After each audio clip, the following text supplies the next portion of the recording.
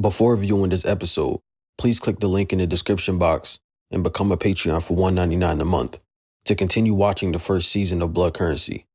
Blood Currency is a weekly crime network detailing the lives of the underworld's most infamous. Thanks for watching.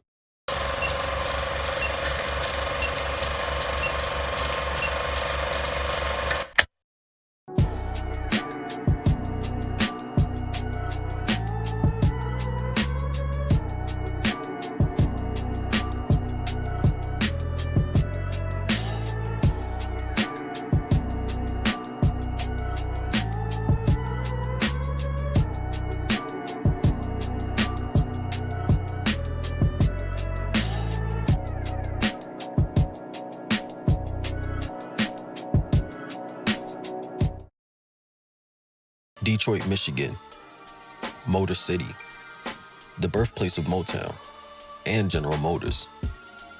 Detroit, Michigan represented opportunity at a time when African Americans in America were looking for life beyond the Jim Crow South. The fluctuation of jobs and access to single-family homes made Detroit a sought-out city. Not too long after, those jobs went away, and the black community in Detroit was left to ruin as white residents fled to the suburb. This is known as white flight. This change in society created poverty in a way Detroit hadn't seen up until that point. This spawned a generation of drug dealers who despised poverty and was determined to change their circumstance. One of those dealers was Richard Maserati Rick Carter. Richard Maserati Rick Carter was born on July 31st, 1959, in Detroit, Michigan.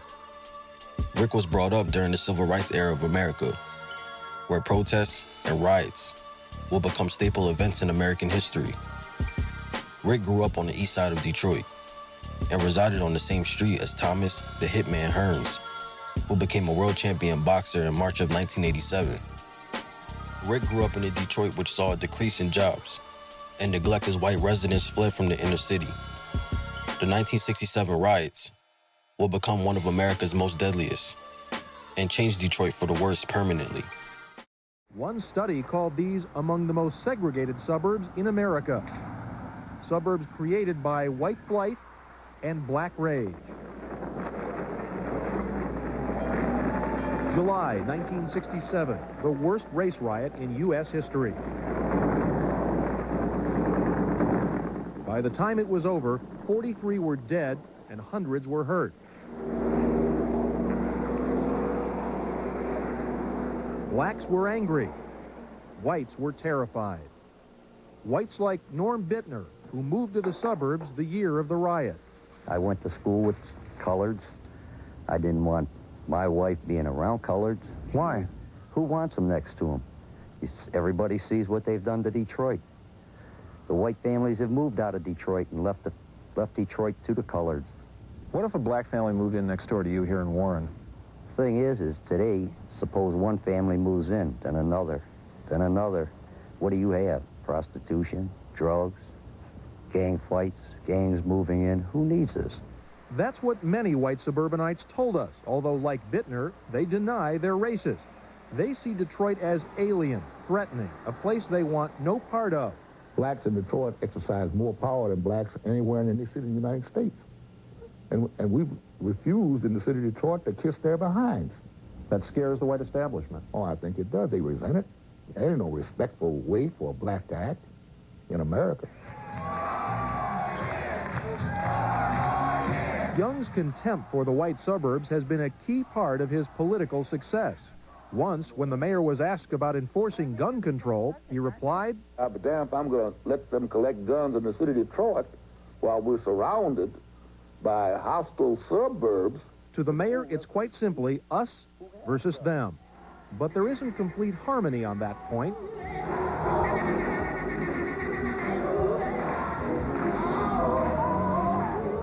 Reverend Jim Holley is one of Detroit's most outspoken ministers. He blames whites for deserting Detroit, but he says the mayor's hostility has kept them away. Whites have the money, blacks have the political power. The political power and the money have not been on the same track in the last 17 years. And as a result, you know, our city is falling apart. And it has, although there are still signs of life. New buildings under construction downtown, new developments rising on the riverfront, the lavishly restored Fox Theater, and yes, even some good neighborhoods.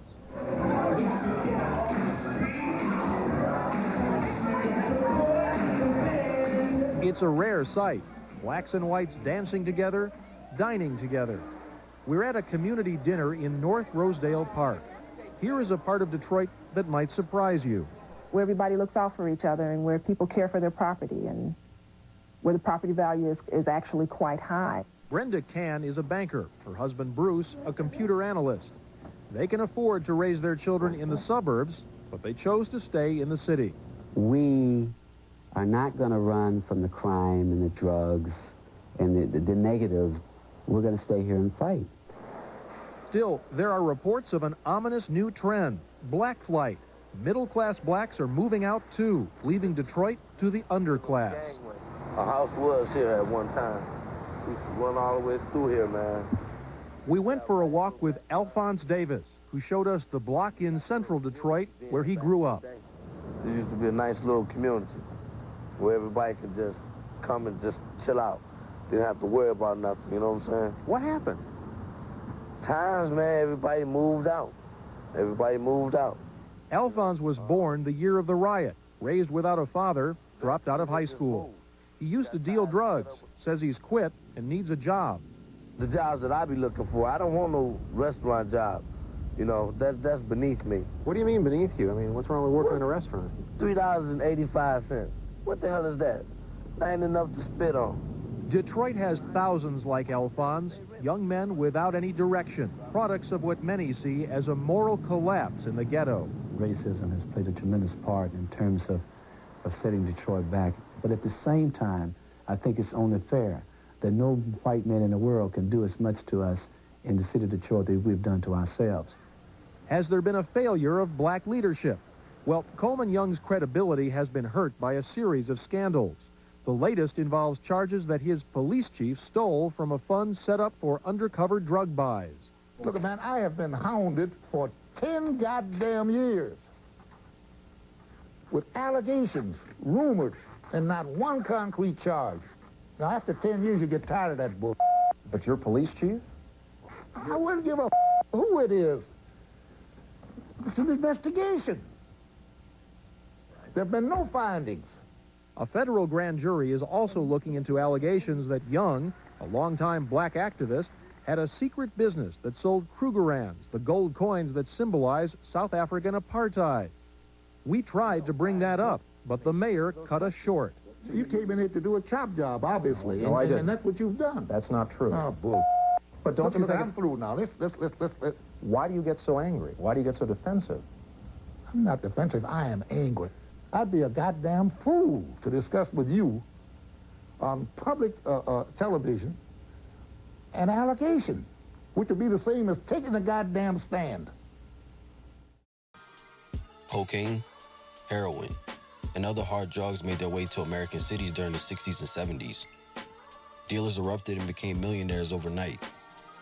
In a city that became known for Motown, founded by Berry Gordy in the late 1950s, dealers would become local stars as the artists from the area.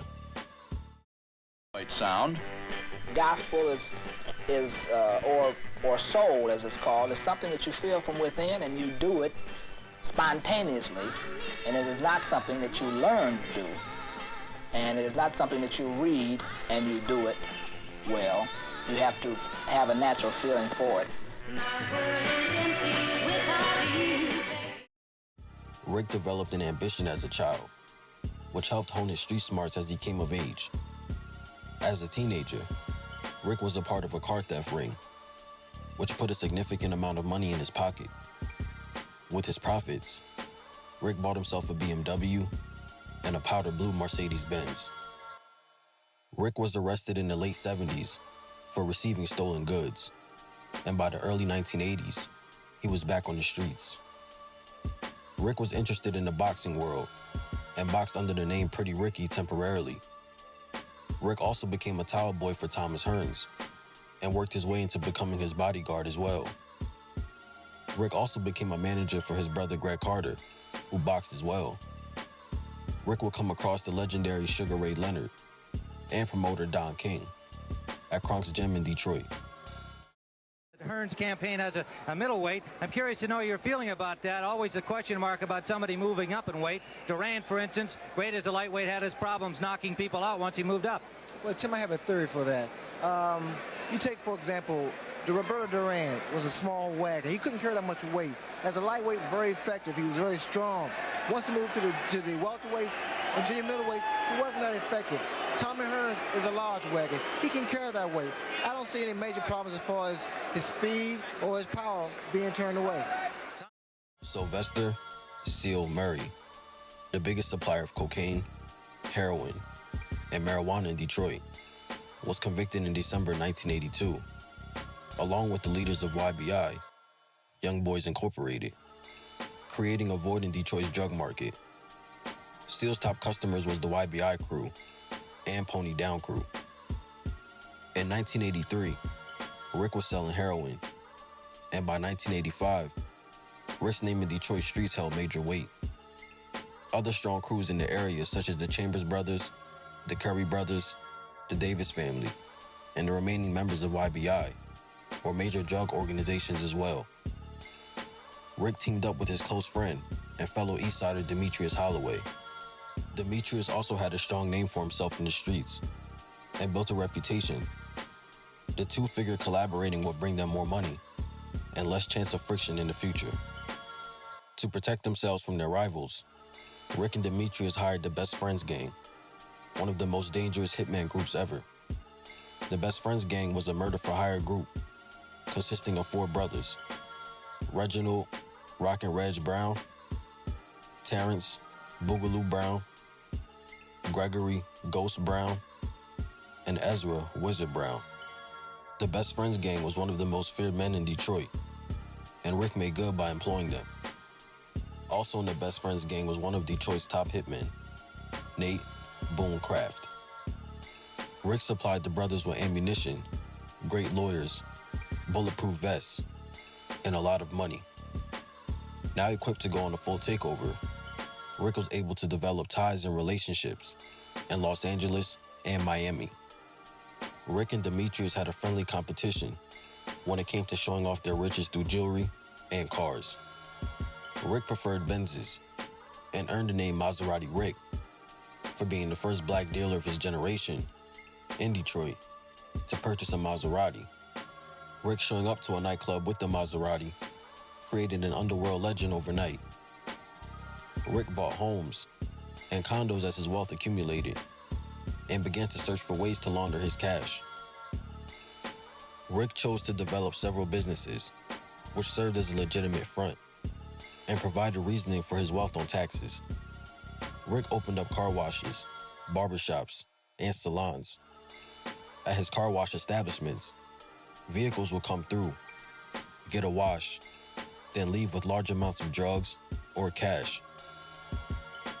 The 80s continued, and Rick's empire was worth over $20 million.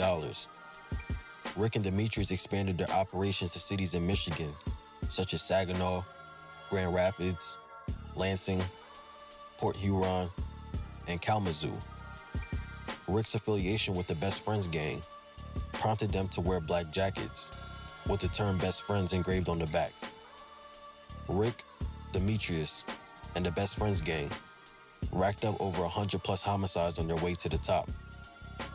Rick and Demetrius had a brief falling out after Demetrius allegedly had an affair with Rick's child's mother, Tracy Cohen. Detroit was becoming more dangerous as young kids were becoming top dealers in the neighborhood, and violence continued to increase. Today, 2 17-year-old youths are facing mandatory life sentences without parole. A jury yesterday convicted them of fatally shooting a 16-year-old girl, and killing children is a brutal fact of life. That's it. That's it. Police!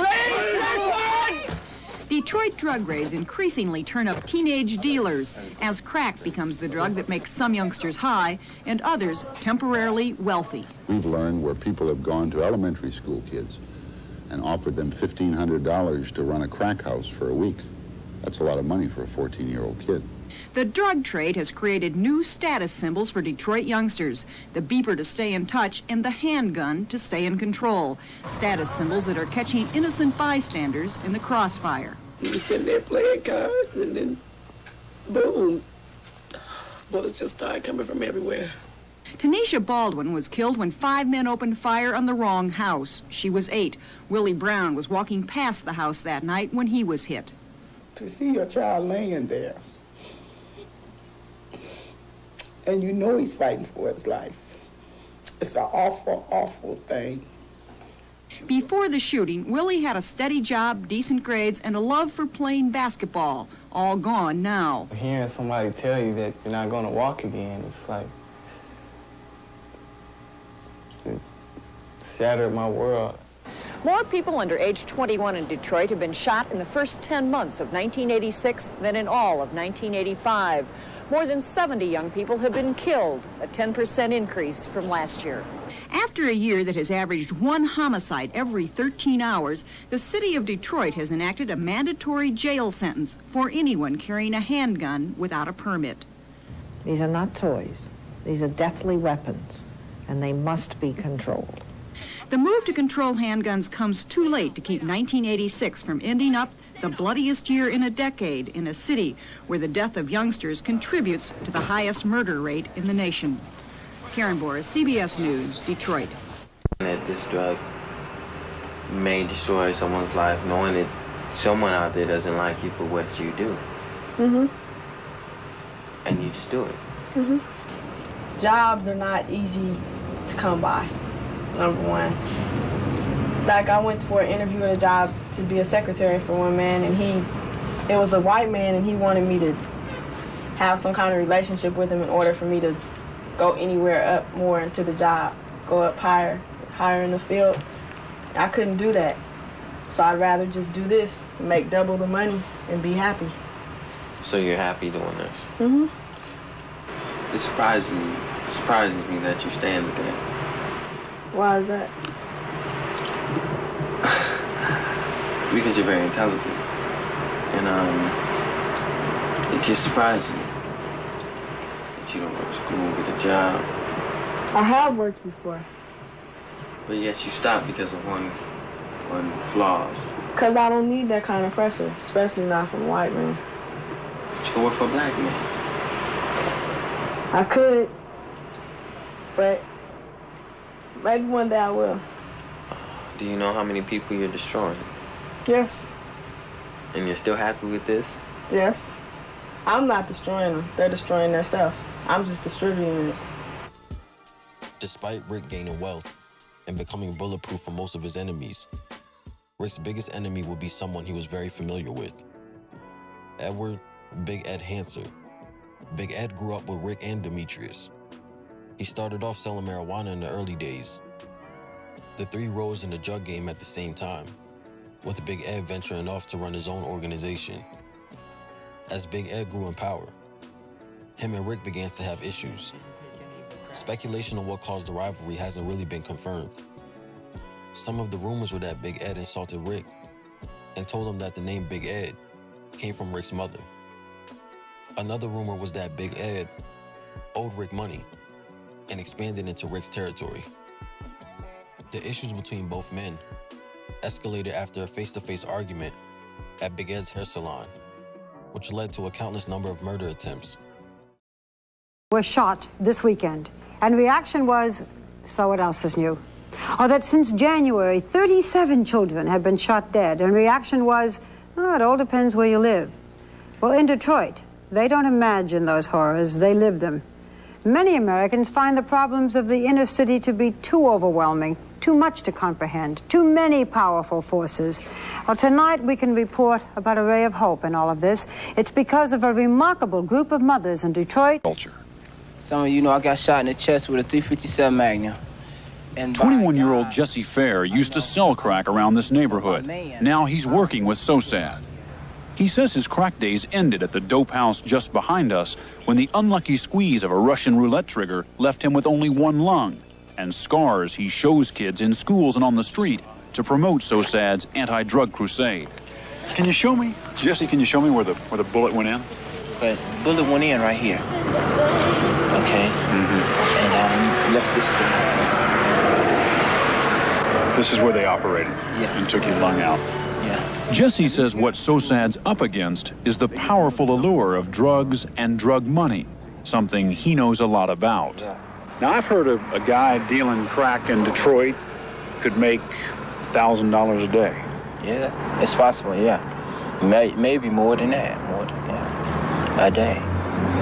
It's a lot of clothes. A lot of clothes. A lot of girls hanging around. Women, you know, that's what it is. But materialistic values aren't only being taught in the street.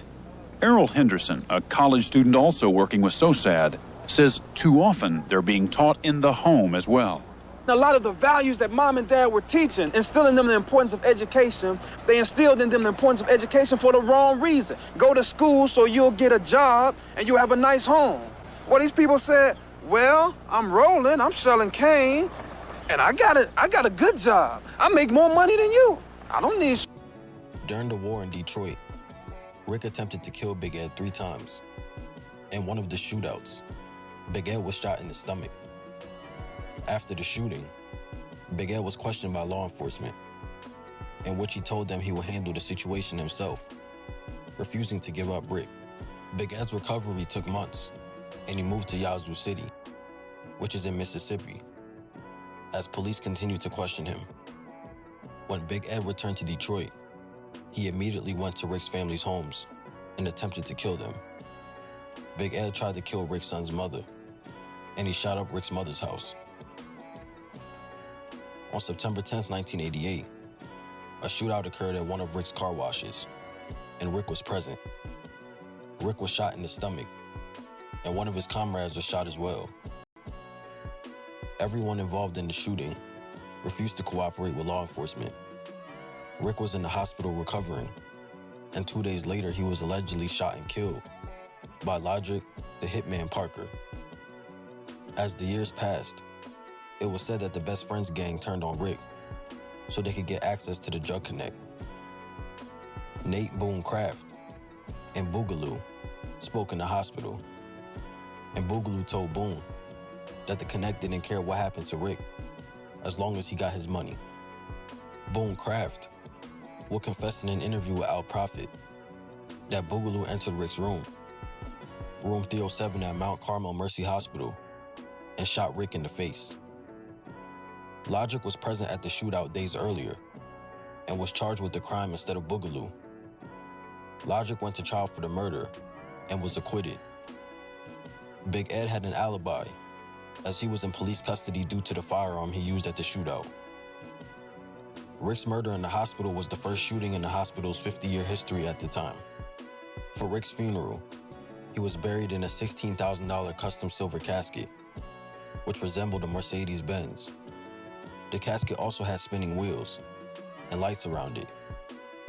Rick's partner, Demetrius Holloway, was killed on October 8, 1990. Rick's legacy in Detroit as one of Detroit's flashiest and richest kingpins set the tone for one of the biggest drug dealing crews of all time, BMF.